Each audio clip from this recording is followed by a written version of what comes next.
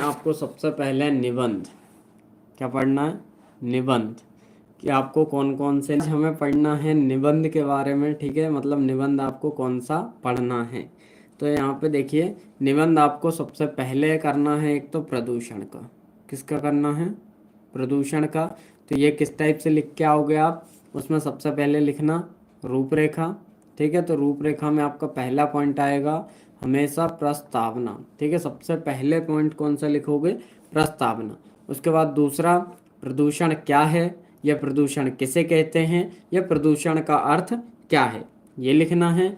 उसके बाद आपको बताना है प्रदूषण के प्रकार, कि प्रदूषण के कौन कौन से प्रकार होते हैं। तो उसमें आप बता दीजिएगा कि जल प्रदूषण होता है, वायु प्रदूषण होता है और ध्वनि। आपको ये तीन जो हैं उसमें प्रकार बता देने हैं कि आपको प्रदूषण में ये प्रकार होते हैं। ठीक है, अब प्रदूषण के जब प्रकार बता दिए तो प्रदूषण के बचाव के उपाय क्या होंगे। ठीक है, जिन चीज़ों से प्रदूषण हो रहा है उनसे कैसे बचा जाए ये बताना है आपको। तो इसमें भी आप तीन प्रकार डाल सकते हैं कि जल प्रदूषण कैसे नहीं होगा, या जल प्रदूषण का बचाव किस प्रकार से किया जा सकता है, एक ये पॉइंट हो जाएगा। सेम वायु प्रदूषण का भी इसी प्रकार से और ध्वनि प्रदूषण का भी इसी प्रकार से। जो आप प्रदूषण के प्रकार यहाँ पे मेंशन करेंगे उसका ही यहाँ पे उल्टा लिख देना कि हम इस प्रदूषण को कम कैसे कर सकते हैं, या इस प्रदूषण का बचाव किस प्रकार से किया जा सकता है। ठीक है, इतना आया समझ में सभी को। उसके बाद लास्ट पॉइंट पे आपको क्या लिख देना? उपसंहार। ठीक है, तो ये होगा आपका कंप्लीट प्रदूषण से संबंधित निबंध। ठीक है, किसी को कोई डाउट तो नहीं होना चाहिए। चलो, अब इसके बाद जो सेकंड है, सेकंड पढ़ना है आपको जीवन में खेलों का महत्व। ठीक है, कौन सा? जीवन में खेलों का महत्व जो है आपको अगला निबंध करके जाना है। तो इसमें आपको देखो सबसे पहले वही प्रस्तावना लिखनी है। उसके बाद आपको बता देना है कि खेलों की आवश्यकता क्यों है। ठीक है, तो खेलों की आवश्यकता में आप एक और पॉइंट मेंशन कर सकते हैं कि छात्र के जीवन में खेलों की आवश्यकता, जो छात्र हैं उनके जीवन में खेल किस प्रकार से आवश्यक हैं आपको वो बताना है। ठीक है, अब आगे आते हैं।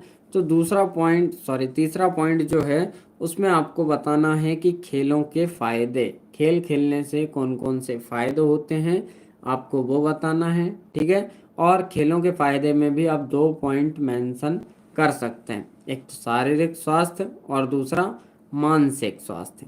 ठीक है, ये आपको क्या करना है? खेलों के फायदे में मेंशन करना है। ठीक है, चलो, अब उसके बाद फोर्थ पॉइंट आता है आपका। फोर्थ पॉइंट जो है खेल के प्रकार। तो खेल के कौन कौन से प्रकार हैं आप वो लिख दीजिएगा। तो यहाँ पे हमने मेंशन किया खेल के प्रकार में 3 पॉइंट लिए हैं, पहला क्रिकेट, दूसरा कबड्डी और तीसरा खो खो। ठीक है, ये 3 खेल के प्रकार हो गए। उसके बाद आता है आपका खेलों से नुकसान। तो खेलों से क्या क्या में लिखना है? उपसंहार। क्या लिखना है? उपसंहार। तो उपसंहार में आप क्या लिखोगे वो देना। वैसे सबने पढ़ ही लिया होगा। ठीक है, लेट जुड़े हैं उनको एक बार फिर रिवाइज करवा देते हैं कि सबसे पहले आपको एक निबंध करना है प्रदूषण का। ठीक है, जिसमें आप लिखनी है, फिर प्रस्तावना लिखनी है, फिर प्रदूषण क्या है या प्रदूषण किसे कहते हैं, अर्थ बताइए। ठीक है, मतलब अर्थ क्या होता है। उसके बाद प्रदूषण के प्रकार लिखना है, उसमें आप 3 पॉइंट मेंशन कर दीजिएगा। लगने के बाद अभी मज़ा आता है भैया गेम्स खेलने में। हाँ सही बात है। ठीक है, उसके बाद 3 पॉइंट मेंशन करने हैं। पहला आपको जल प्रदूषण, फिर वायु प्रदूषण, फिर ध्वनि प्रदूषण। उसके बाद आपको बताना है प्रदूषण के बचाव के उपाय। ठीक है, तो पहले कैसे बचा जा सकता है, वायु प्रदूषण को कैसे कम किया जा सकता है, बचा जा सकता है, या ध्वनि प्रदूषण को कैसे कम कर सकते हैं या उसका बचाव कर सकते हैं। उसके बाद लिखना है आपको उपसंहार। ठीक है, फिर जीवन में खेलों का महत्व। तो जीवन में खेलों के महत्व में आपको लिखना है प्रस्तावना, खेलों की आवश्यकता। खेलों की आवश्यकता में आपको एक पॉइंट मेंशन करना है कि छात्र के जीवन में खेलों की आवश्यकता किस प्रकार से। ठीक है, फिर खेलों के फायदे। तो खेलों के फायदे आपको इसमें पॉइंट मेंशन करना है, शारीरिक स्वास्थ्य और मानसिक स्वास्थ्य। खेल के प्रकार, तो खेल के प्रकार में आपको करना है क्रिकेट, ठीक है, और फिर उसके बाद कबड्डी और खो खो। उनके बाद आपको करना है खेल से नुकसान, ठीक है, और फिर उपसंहार आपको खेलों के महत्व में करना है। अब आते हैं पत्रों, ठीक है, तो पत्र में आपको 5 पत्र करने हैं, ठीक है। कितने पढ़ने हैं आपको? 5 पढ़ने हैं। तो पहला है आपका मोहल्ले में चोरी की घटना। पहला पत्र क्या है आपका? मोहल्ले में चोरी की घटना। तो मोहल्ले में जब चोरी की घटना हो जाती है तो उस पर आप कैसे निबंध लिखोगे, उसके लिए बता देता हूँ मैं फॉर्मेट, ठीक है। देखो, सबसे पहले तो मिश्रा राम राम सभी को, ठीक है। चलो पहले ये देख लेते हैं, फिर मैं बताता हूँ। उसके बाद परीक्षा काल में ध्वनि विस्तारक यंत्रों पर, ठीक है, परीक्षा काल में ध्वनि विस्तारक यंत्र पे कैसे निबंध मतलब आपको वो लिखना है, वो भी अभी बता दूंगा। उसके बाद तीसरा मोहल्ले की नियमित सफाई पर, और चौथा स्थानांतरण प्रमाण पत्र, और पांचवा आपको शाला शुल्क माफी के लिए, ठीक है। तो देखो, स्थानांतरण प्रमाण पत्र का ये है फॉर्मेट। सबसे पहले आपको क्या लिखना है? सेवा में प्राचार्य महोदय, जो भी स्कूल का नाम आया हो उसमें तो ठीक है, नहीं तो आप स्कूल का नाम डाल के आइए। उसके बाद आपको यहाँ पे जिले का नाम लिखना है और मध्य प्रदेश, ठीक है। फिर विषय लिखना है कि स्थानांतरण प्रमाण पत्र हेतु आवेदन। अब आपको ये पूरा मेंशन नहीं करना है कि स्थानांतरण प्रमाण पत्र प्राप्त करने हेतु अपने प्राचार्य को एक आवेदन पत्र लिखिए, ये आपको मेंशन नहीं करना है, ठीक है। आपकी जो मेन बात है वो यहाँ पे बतानी है विषय में कि आप किसके लिए लिख रहे हो। तो यहाँ पे लिख रहे हैं हम स्थानांतरण प्रमाण पत्र हेतु लिख रहे हैं, ठीक है।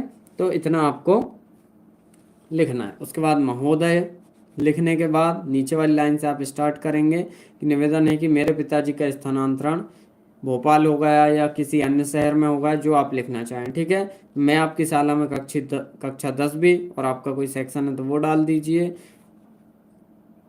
कि नियमित छात्रा हूँ। बाकी बॉयज़ क्या लिखेंगे कि का नियमित छात्र हूँ, ठीक है। मैं आगे की पढ़ाई अपने पिता के साथ भोपाल में रहकर, या फिर आप यहाँ भोपाल की जगह जो भी शहर का नाम लिखेंगे तो वो यहाँ पे मेंशन करना पड़ेगा कि मैं वहाँ रहकर पढ़ाई करना चाहती हूँ, ठीक है, या चाहता हूँ। तो अतः मुझे शाला स्थानांतरण प्रमाण पत्र प्रदान करने की कृपा करें। अब उसके बाद आपको क्या करना है कि लेफ्ट साइड में जो है ये सभी चीज़ें लिखना है। एक तो आपको धन्यवाद लिखना है, दिनांक लिखना है, और यहाँ पे भवदिया लिखा है। तो भवदिया यूज होता है बेटा लड़कियों के लिए, ठीक है। लड़के क्या लिखेंगे? भवतः, ठीक है। क्या लिखेंगे लड़के? भवतः। तो यहाँ पे अपना नाम आ जाएगा, और यहाँ कक्षा 10 भी, आवासा जो भी आपका हो, ठीक है। तो ये आपको 5 जो निबंध लिखने हैं वो सभी सेम ऐसे ही इसी फॉर्मेट पे लिखना है। ये जो 5 सॉरी निबंध नहीं पत्र लिखने हैं वो आपको इसी फॉर्मेट पे लिखने हैं। पहला कौन सा लिखना था? मोहल्ले की चोरी वाला। उसके बाद परीक्षा काल में ध्वनि विस्तारक यंत्र पर, और मोहल्ले की नियमित सफाई पर। स्थानांतरण होने वाला मैंने अभी बताया है, तो आपको इसी फॉर्मेट पे लिखना है, और शाला शुल्क माफ़ी के लिए, ठीक है। तो ये तो सभी लिख ही दोगे। अब यहाँ पे मैं आपको एक ये बता देता हूँ, मोहल्ले की जो चोरी है उसके ऊपर फॉर्मेट बता देता हूँ कि आपको किस प्रकार से लिखना है, ठीक है। तो यहाँ पे है कि नगर पुलिस अधीक्षक को पत्र लिखकर सूचित कीजिए कि आपके मोहल्ले में चोरी की घटनाओं में वृद्धि हो रही है, पुलिस गश्त बढ़ाई जाए। ये आपको, ठीक है। तो यहाँ पे क्या लिखोगे? प्रति। क्या लिखना है बेटा? प्रति। चलो, नगर पुलिस अधीक्षक, और यहाँ पे आपका जो भी शहर होगा वो शहर का नाम मेंशन करना है, ठीक है। और उसके बाद आपको बताना है विषय, तो विषय में जो भी आपका नगर होगा वो, फिर जो भी जिले लगता है वो, में चोरी की घटनाओं में वृद्धि। ठीक है। फिर उसके बाद महोदय मैं आपका ध्यान इस नगर की ओर करना चाहता हूँ, जो भी नगर है उसकी ओर करना चाहता हूँ कि इसमें चोरी की घटनाओं में वृद्धि के संबंध में आकर्षित करना चाहता हूँ या चाहती हूँ। ठीक है। और यहाँ पे जो भी घटनाएं घट चुकी हैं उसके बारे में आप बता दीजिएगा। ठीक है। और बाकी आपको आगे कैसा लिखना है वो मैं बता दे रहा हूँ। तो ये तो लिख ही दोगे आप सभी। फिर यहाँ पे डालना दिनांक। ठीक है। और भवती या भवता, फिर यहाँ पे नाम डालना है, और एवं समस्त जो भी नगर के निवासी, अब जो भी नगर का नाम लिख रहे हैं तो ये जो भी नगर हो उसका आप जरूर नाम मेंशन करना कि समस्त नगर वासी। ठीक है। और जिला डाल देना यहाँ पे बस। तो ये फॉर्मेट हो जाएगा आपका पत्र का। बस ये 5 पत्र आप अच्छे से आगे बढ़ते हैं। तो आगे आपको करना है लेखक परिचय। लेखक परिचय में आपको 3 लोगों का लिखना है। एक तो स्वयं प्रकाश, राम वृक्ष बेनीपुरी जी और मन्नू भंडारी जी। बस इनका आपको लेखक परिचय अच्छे से याद कर लेना, इनकी रचना कर लेना, विशेषताएं कर लेना। ठीक है। तो ये आपको टॉपिक कंप्लीट हो जाएगा। लेखक परिचय में ये 3 हो जाएंगे। इसमें आपको क्या करना है, इनकी 2 रचनाएं करना है, और 2 रचनाओं के बाद क्या करना है आपको, इनकी विशेषताएं कर लेना है। ठीक है। चलो अब आते हैं कवि परिचय में। तो कवि परिचय में आपको करना है सूरदास, तुलसीदास और जयशंकर प्रसाद, इनकी भी रचनाएं विशेषताएं। ठीक है। कौन कौन से, सूरदास, तुलसीदास और जयशंकर प्रसाद, मात्र ये 3 ही करना है। चलो अब आते हैं वाद संवाद में। ठीक है। तो वाद संवाद में आपको करना है कि 2 महिलाओं के बीच बढ़ती हुई कीमतों पर बातचीत। अब 2 महिलाएं हैं तो उनके बीच आपको संवाद करवाना, मतलब बातचीत करवाना है किस टॉपिक के ऊपर, बढ़ती हुई कीमतों के ऊपर। तो वो महिलाएं एक दूसरे से क्या बोलेंगी, अल्टरनेट में आप उनकी बातचीत करवा देना। ठीक है। कैसे करवाओगे बातचीत, जरा एक आध कमेंट करके बताना कि 2 महिलाएं हैं उनके बीच आप बातचीत किस प्रकार से करवाओगे बढ़ती हुई कीमतों पर।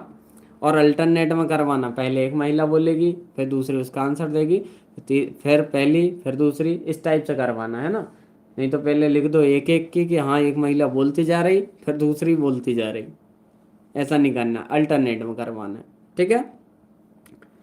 तो इसका कोई बताएगा कि 2 महिलाओं के बीच बढ़ती हुई कीमत, मसले के बारे में भाई बहन की बातचीत। अब 2 भाई बहन हैं, उनको भैया लाइव अपलोड कर देना। भाई का अपलोड को कुछ नहीं कह सकते क्योंकि नेटवर्क इशू चल रहा है, अपलोड हुई नहीं हुई क्या पता, है ना। तो यहीं देख लो मेरे हिसाब से तो, क्योंकि नेटवर्क इशू है, कोई भरोसा नहीं, हो पाई नहीं हो पाई। ठीक है। तो अब कोई 2 भाई बहन हैं, उन पे उनकी आपको बातचीत करवानी है। कोई एक चिड़िया का घोंसला पर अध्यापक और छात्रों के बीच बातचीत। ठीक है। तो कोविड-19 जो है उस पर आपको एक टॉपिक दिया है, मतलब कोविड-19, उसमें आपको अध्यापक और छात्रों के बीच की बातचीत बताना है कि वो कैसे बातचीत करेंगे। ठीक है। अगला प्रश्न, पर्यावरण सुरक्षा के विषय में माँ बेटे की बातचीत। अब पर्यावरण सुरक्षा को लेके आपको माँ और बेटे के बीच बातचीत दर्शानी है। ठीक है। वो किस प्रकार से बातें,